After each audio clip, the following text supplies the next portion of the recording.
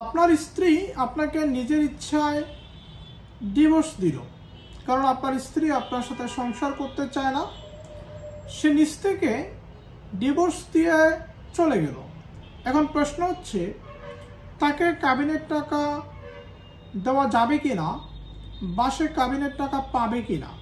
দেখেন, আপনার স্ত্রী যখন সংসার করতে মন চায় নাই, সেটা যে কোনো কারণেই হোক, আপনার সাথে সে সংসার করবে না। এর ফলে সে কি করলো? সে আপনাকে ডিভোর্স দিল।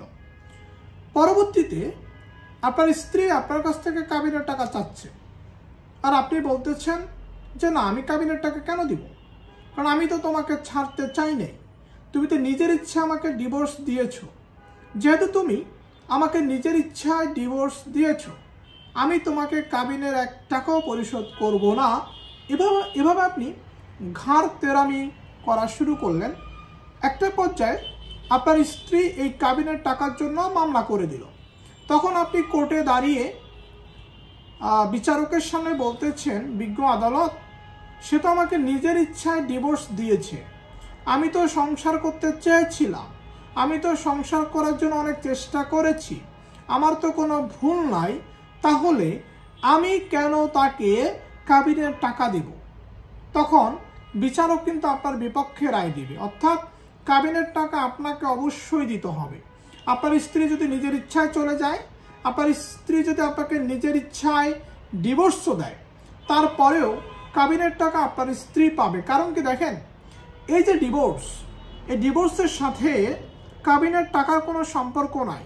কাবিনের টাকা দেওয়ার বিধান ছিল যেদিন বিয়ে হয়েছে সেদিন। আপনি সেদিন না দিয়ে কাবিনের যে 10 লক্ষ টাকা রয়েছে, সেটা আপনি কি করেছেন? বকেয়া রেখেছেন। এই বকেয়া টাকা তো আপনাকে দিতেই হবে। অনেকটা মানুষ যদি আপনার কাছে টাকা পাইতো, আপনি দিতেন না? ঠিক তেমনি ভাবে আপনার বউ কিন্তু আপনার কাছ থেকে 10 লাখ টাকা পায়, এটা আপনি বকেয়া রেখেছিলেন।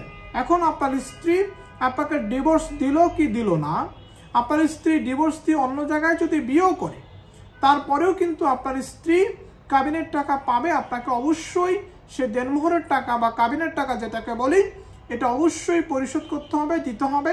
এখানে আপনি ঘাটতারামি করে খুব বেশি সুবিধা করতে পারবেন না। ভালো থাকবেন। আপনাদের প্রয়োজনে আমি advocate Mithun Saha, Bangladesh supreme court.